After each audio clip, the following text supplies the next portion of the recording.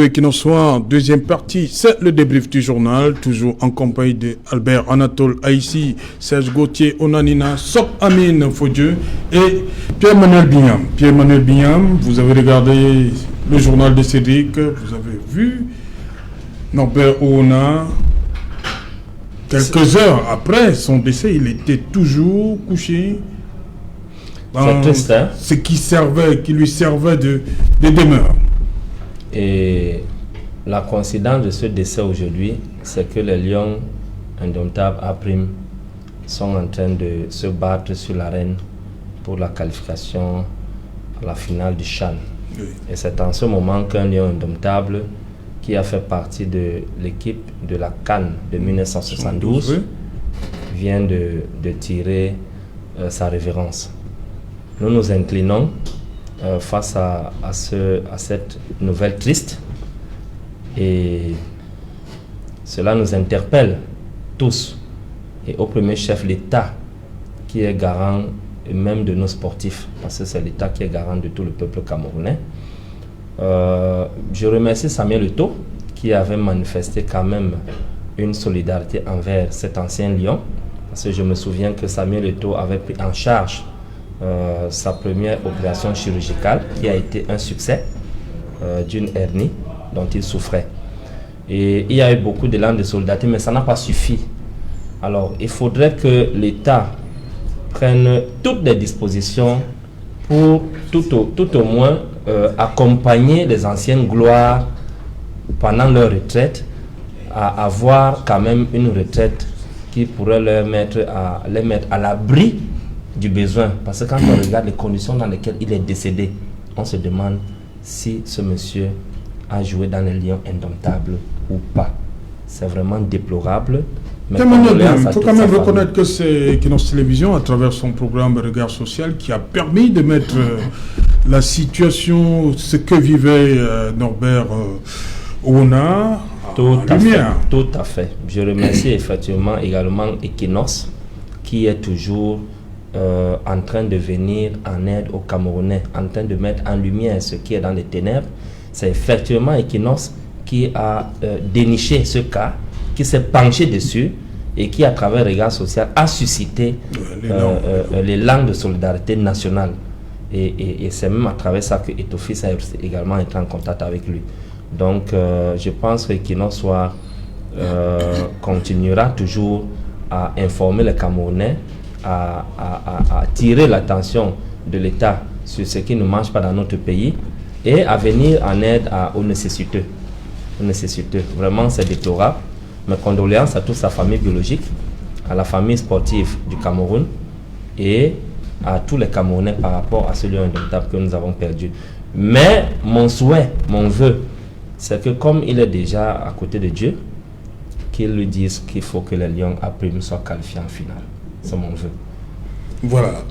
Serge Gauthier, j'ai dit tout à l'heure dans l'échange avec Cédric, un autre lion indomptable. Ça pose on a vu Mbom Ephraim de la grande épopée de 82. On a vu comment ça s'est terminé avec Mbom Ephraim. Je suis tenté de dire, qu'est-ce qui ne va pas? Ce qui ne va pas, c'est le système de l'État, mais le système au-delà de l'État. Avec une question centrale, que faisons-nous de nos héros et de nos légendes? Oui. Ou bien avons-nous une gestion des héros et de nos légendes à géométrie variable? Lorsque c'est un gradé de l'armée ou un militaire d'un certain rang, d'un officier qui décède, il a droit, même lorsqu'il est à la retraite, d'honneur militaire. Lorsque c'est un lion indomptable qui s'est battu pour le rayonnement de l'image du Cameroun dans la scène internationale, il meurt tristement et dans l'anonymat. Que faisons-nous de nos héros et de nos légendes? Je vais vous prendre un cas spécifique. Benjamin Massing est décédé le jour de la finale de la Coupe du Cameroun. Ce jour-là, il n'y a même pas eu droit à 1 minute de silence. À 1 minute de silence. Ça pose aussi un problème, donc c'est pour ça que je le dis. Il est décédé un dimanche matin et la finale se disputait dans l'après-midi. Même pas 1 minute de silence. Benjamin Massing. Et vous comprenez qu'au-delà même de l'État, c'est un problème du point de vue de ceux qui gèrent le football. Je vous dis, Serge Alain, aujourd'hui, la FECAFOOT, nous sommes en train d'organiser un CHAN. Oui. Nous allons participer à une CAN et à une Coupe du Monde éventuellement. Ça va nous organiser, hein? Nous allons même participer à une Coupe du Monde. Quand on y participe, on a souvent au moins 2 milliards et poussière. Aucune politique de prise en charge, d'honneur à ceux qui apportent de l'argent à ce football. C'est pour ça que je dis, gestion même au-delà de l'État, de tous ceux qui sont acteurs. Il y a une association des professionnels, des anciens joueurs, des équipes nationales au Cameroun, qui sont au courant, qui ne réfléchissent que sur les positions de pouvoir, les avantages à avoir. Mais quelle est la politique de l'accompagnement des anciennes gloires que eux, ils ont pris, et quelle est la politique qu'ils ont mis en place pour pouvoir faire un plaidoyer, mettre la pression à l'État pour que l'État aujourd'hui les prenne en charge, les considère comme il se doit. C'est autant de choses, autant de questions, et c'est vraiment décevant.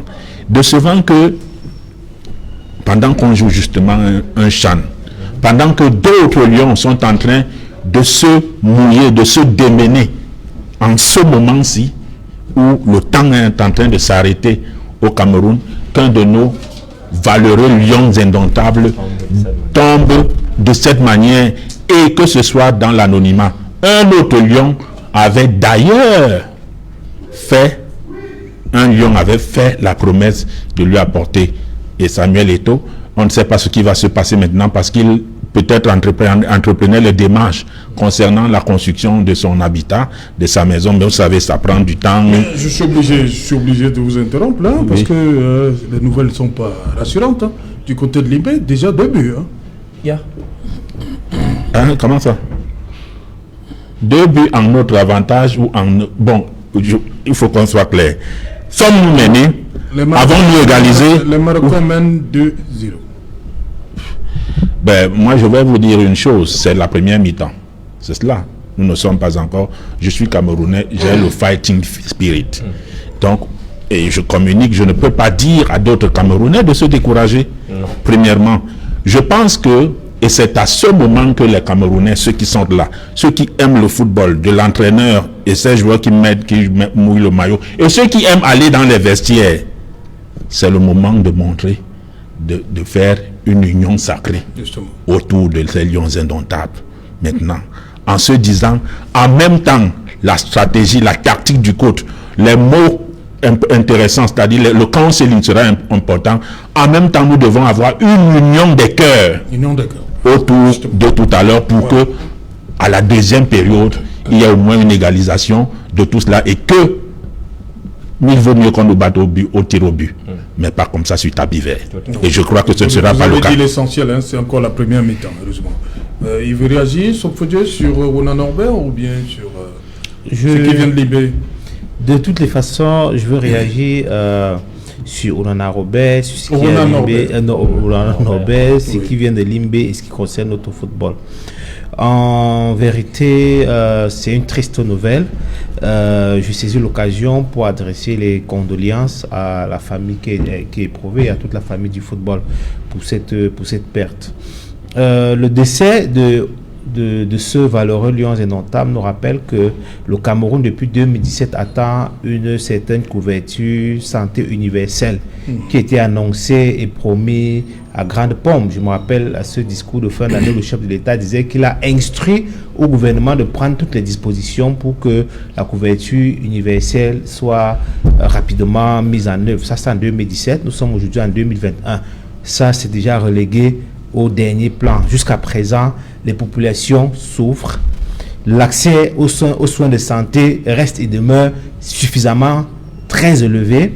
Il y a des gens qui meurent dans les domiciles, dans les hôpitaux, par manque de prise en charge, parfois pour des médicaments qui ne coûteraient pas grand-chose. Quand vous allez à l'hôpital, si vous n'avez pas d'argent avec vous, sachez que vous allez pour mourir. Parce que là-bas, personne ne vous prendra en charge. On vous dira déjà de payer une consultation, je pense qu'il coûte 10 000 ou 15 000. Pour ce qui est de l'hôpital privé, public, ça peut être 1 000 francs ou 2 000 en fonction de ce qu'on te dira d'aller acheter un carnet, un truc de ce genre. Mais on ne te prescrira pas un médicament qu'on va te donner pour que tu payes après de toutes les façons. Et aujourd'hui, pour des cas qui sont souvent un cas social, qui sont souvent des cas graves, ou peut-être une jeune demoiselle a accouché à l'hôpital.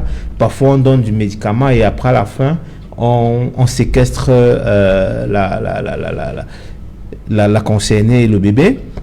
Donc aujourd'hui, le problème, le décès de ce Lions indomptables, comme bien d'autres décès dans notre pays, nous interpelle sur la nécessité pour le gouvernement de véritablement instaurer cet accès à la santé universelle. Ce serait une réalisation non négligeable. Maintenant, pour revenir sur ce qui se passe à Limbe, je voudrais tout simplement encourager nos différents Lions indomptables. Je suis sûr que le miracle est possible. Nos différentes équipes ont déjà eu à surmonter des scores et des situations beaucoup plus compliquées comme ça. Je me rappelle qu'on a déjà eu à jouer à 10 et qu'on a pu surmonter des scores comme ça. Je me rappelle de Sydney, donc tout est possible.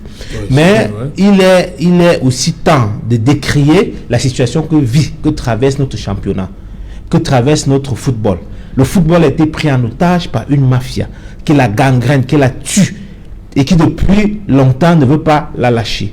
Nous avons eu beaucoup de crises. On nous a annoncé un comité de normalisation qui était chapeauté par un très grand agrégé en droit. Mais malheureusement, la montagne a accouché d'une souris.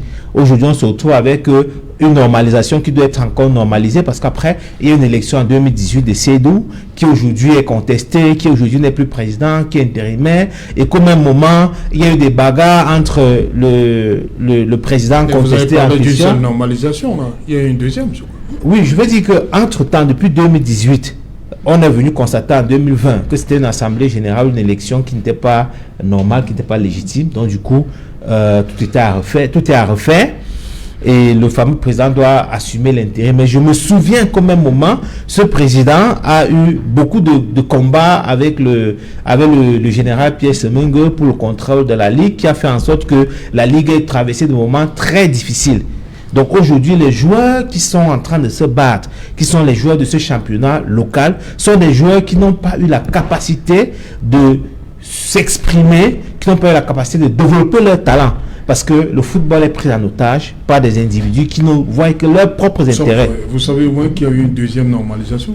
Oui, je veux dire, la première et la deuxième normalisation n'ont rien apporté au football. Tout simplement parce que la volonté qui est derrière n'est pas une volonté de construire, est une volonté de prise en otage. C'est-à-dire qu'on s'en fout de l'intérêt collectif.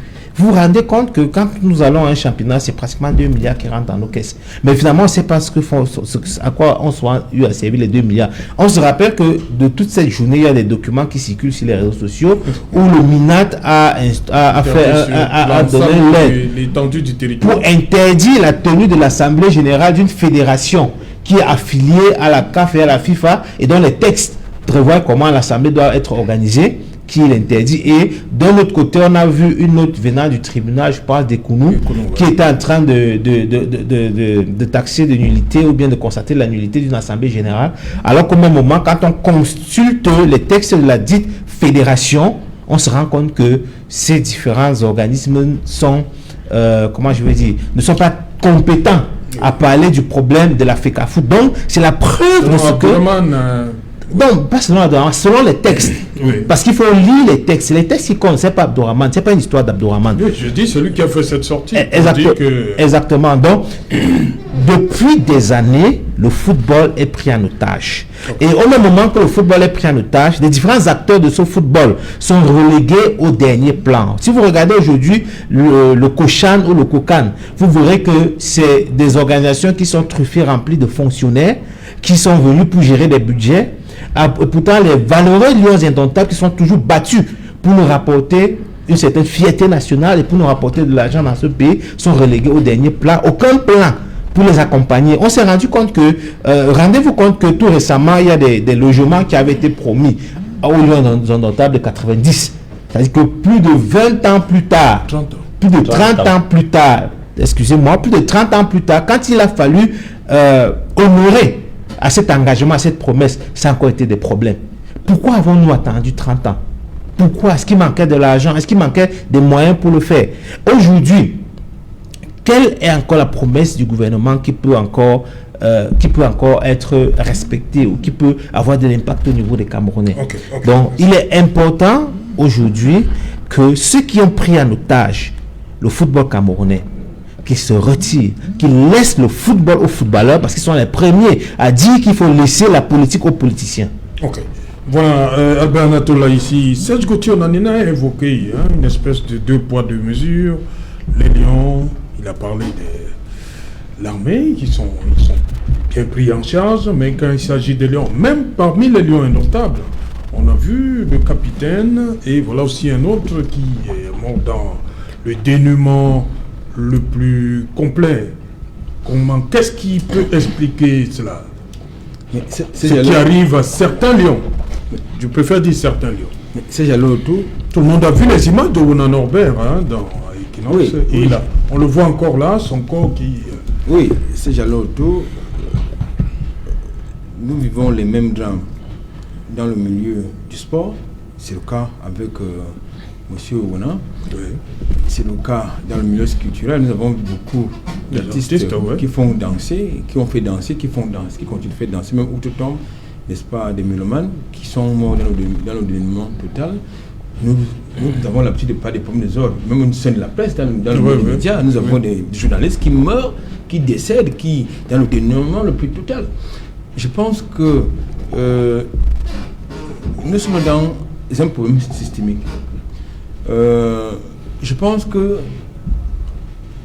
pour parler du football, puisqu'il s'agit, c'est ça la question, vous avez convoqué quelques gloires qui sont mortes justement, qui sont allées dans même des différences. Je pense que aujourd'hui, tout à l'heure, je rejoins mon compagnoniste qui évoquait que en fait au Cameroun, ceux qui parlent du sport, ceux qui disent le sport ne parlent pas du sport, ils parlent de tout, mais sauf du sport, sauf du football.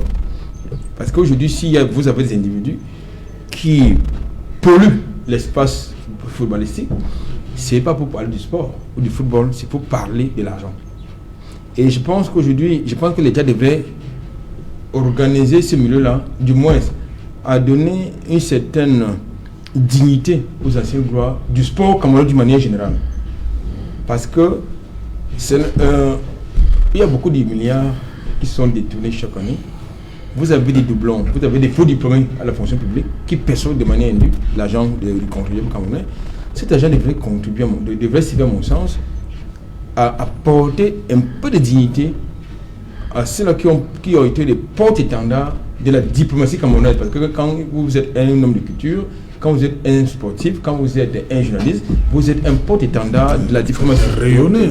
Voilà, donc je pense que ces gens, aujourd'hui, nous sommes en train de par rapport aux nouvelles qui viennent par exemple de Limbe, nous sommes tous émus. C'est-à-dire nous sommes frileux de cette situation. Mais pourquoi est-ce que demain ces acteurs ne seront plus sur la scène? On va les oublier, ils seront oubliés. De l'autre côté, il y a aussi un problème même de gestion de carrière. Parce que, personnel? Si. Parce qu'au-delà de ce que l'État peut ou on ne peut pas faire, il y a également un problème de gestion de carrière. C'est-à-dire que lorsque vous avez eu la possibilité ou la grâce ou le privilège ou l'avantage d'avoir eu quelques subsides, il faut investir. Aujourd'hui, je suis certain que lorsque vous regardez, n'est-ce pas, certains acteurs de l'épopée de 90, certains ne sont pas logés à la même enseigne.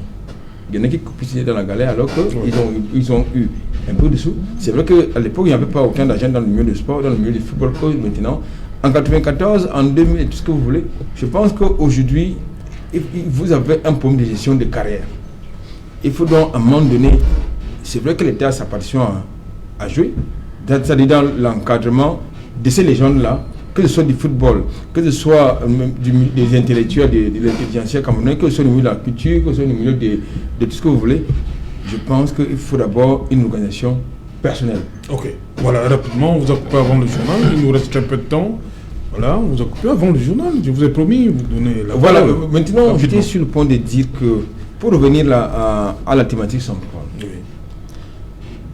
On ne va pas faire tout porter au gouvernement, parce qu'il y a la responsabilité. Tout à l'heure, j'ai dit qu'il y a une échelle de responsabilité. Nous avons des routes, elles sont ce qu'elles sont. Mais nous avons aussi la responsabilité même des usagers de la route. Parce que lorsque je regarde les éléments, que je crois que je les ai vus sur Equinox, l'endroit où s'est produit le drame à Djan, c'était pas un endroit qui avait des nids de poules. C'était pas un endroit qui n'avait pas de signalisation horizontale, ça veut donc dire qu'il y a un problème au niveau du comportement des usagers de la route. Tout à l'heure, j'ai convoqué justement la corruption au niveau même des centres de visite technique. Voyez-vous, M. Bignam, il a une voiture.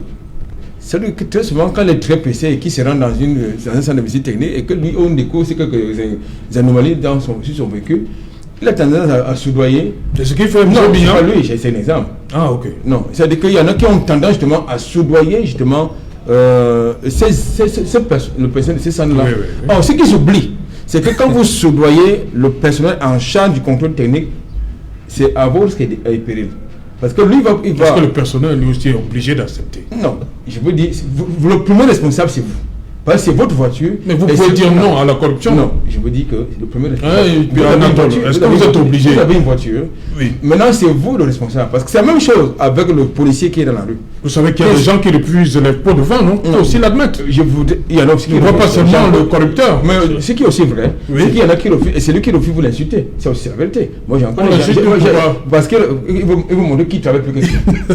Voilà. Non, nous sommes des Camerounais, on se connaît tous. Voilà. Mais ça excuse, est-ce que c'est... On sait comment ça fonctionne. C'est-à-dire que c'est bien pour le décrire quand ça se tourne mal, comme je disais tantôt, Oui. mais nous avons nos petites habitudes que nous entraînons au quotidien. Oui, ok. Et je voudrais vous prendre un exemple. Oui. J'ai allé sur votre, il y a une route qui passe, là où vous prenez la route chaque matin, il y a un gazoduc avant juste au niveau de Socavert. Oui. Il y a une maman là qui grillait son maïs sur un gazoduc. Et elle voit bien écrit derrière, c'est écrit derrière elle, gazoduc. Mais elle grille son maïs, mais le jour ça va péter, ça sert à responsabilité de qui? De ceux qui la laissent faire. Non. Exactement. Non. Pourquoi? La première- Est-ce la que première- vous avez, le premier vous avez responsable- attiré son attention, vous qui passez par là? Oui, plusieurs fois. Ok. Plusieurs fois, je l'ai fait en tant que citoyen, en tant que journaliste. Non, Est-ce si que vous demain pensez matin, qu'elle mesure- en passant le matin, j'étais un coup d'œil. Ok. Voilà, Serge Gauthier Onanina, et en première partie, vous avez dit qu'il n'y a pas de tabou sur les voyages de nuit. Oui, C'est promis rapidement. Alors, très rapidement, et ouais. je vais conclure une fois parce que Oui. je ne vais plus revenir.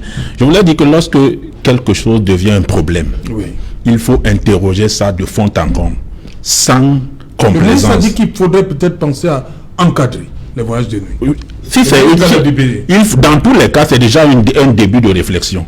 Parce qu'on se rend compte que concernant la circulation routière principalement, sur un type d'axes principaux, les voyages de nuit, les accidents les plus lourds se font dans la nuit. Du coup, le voyage de nuit devient un problème, qu'on ne le veuille pas. Et il faut donc le questionner. En questionner les tenants et les aboutissants. Est-ce que si ça avait été en journée, dans les mêmes conditions, ce voyage, cet accident aurait eu lieu. Donc c'est pour ça que je disais, il ne faut pas faire un tabou. Je voulais également dire à M. Aïssi que rien n'est figé concernant les habitudes, tout est dynamique. Vous savez, le Rwanda et même le Ghana, c'est le Ghana que je voulais évoquer, était un pays autant corrompu que nous étions dans le top 3. Aujourd'hui, quand vous empruntez le taxi au Ghana, vous payez le taximan pour une destination. Si vous lui donnez plus d'argent qu'il n'en faut, quand vous sortez, il klaxonne et vous dit please you have paid more. Ça veut dire que vous avez payé plus. Mais si vous le faites dans le même au Cameroun, vous lui donnez 2000 et qu'il ne sait pas, vous n'avez pas négocié avant, les 2000 entrent dans la poche. Rien n'est dynamique, rien n'est figé. Donc on peut changer cela. Ça commence donc par une responsabilité personnelle. Et je dis, la responsabilité personnelle que vous convoquez ne doit pas excuser les mauvais écarts, les mauvais. Quand on dit soignons-nous, on se soigne de façon totale, y compris en prenant ce qui est mauvais ou bon. Donc, première des choses, notre responsabilité à nous. Deuxième des choses, ceux qui nous gouvernent, que chacun fasse son travail. Que chacun fasse son travail. Que nous fassions notre travail en tant que politiciens. Que ceux qui sont des chauffeurs vérifient l'état de leur véhicule, qu'ils disent la vérité à leur patron. Que ceux qui sont dans le gouvernement, quand on leur dit que la route est mauvaise ou elle est étroite, qu'ils apprennent à écouter, à discuter. Le dialogue social. Le dialogue social. À écouter l'opinion, la population. Ok. Oui, merci. Je voulais dire une dernière chose rapidement. Oui. Par rapport à ce que Albert Anatole a dit concernant la dame qui brûle le maïs, qui grille le maïs devant sur un gazoduc. La question que je vais poser, c'est que s'il ne s'agissait pas de cette dame et que c'était une marche que le MRC avait organisée sur ce gazoduc, est-ce que cette marche aurait prospéré? Je dirais non. Il y a longtemps que le MINAT aurait déployé la force publique, puissance publique, pour dégager cette marche et l'empêcher d'avoir lieu. L'État est garant de la sécurité et la sûreté des Camerounais. C'est mon dernier mot. Ok, comme pour dernier mot, je vais peut-être suivre Emmanuel Bignam et dire exactement que l'État est garant de ce qui se passe. L'État est responsable de nous offrir des infrastructures à même de nous permettre de vaquer à nos occupations et de contribuer à l'essor de notre économie. Mais toutefois, je veux dire, l'État... Le gouvernement, ceux qui gouvernent. Voilà, de façon plus pratique. Mais toutefois, il serait pour l'instant indiqué d'interpeller les usagers pour leur dire que nous allons chaque fois nous plaindre du gouvernement, mais vous serez déjà mort si vous-même vous ne prenez pas le soin de veiller sur vous-même. On va décrier toutes les mauvaises choses que le gouvernement aura fait. On aura étalé toutes leurs limites. On aura dit qu'ils n'ont pas communiqué comme il le fallait, mais vous serez déjà mort. Donc les premières personnes qui sont responsables de leur vie, c'est vous. Quand vous allez à l'agence, n'acceptez pas qu'on vous surcharge. Quand vous devez prendre un bus pour voyager, rassurez-vous, vous avez le temps, il s'agit de votre vie. Posez des questions, parce que votre vie dépend de vous, même si l'État est responsable de nous. Voilà, merci Sock Fodieu, merci Serge Gauthier, on a Nina. Vous pouvez aller voir le match. Hein? Merci. Voilà, merci Pierre-Emmanuel Bignam. Merci Albert Anatole ici. Voilà, plaisir partagé, madame, monsieur. Bonsoir. Bonsoir Limbé. Hein?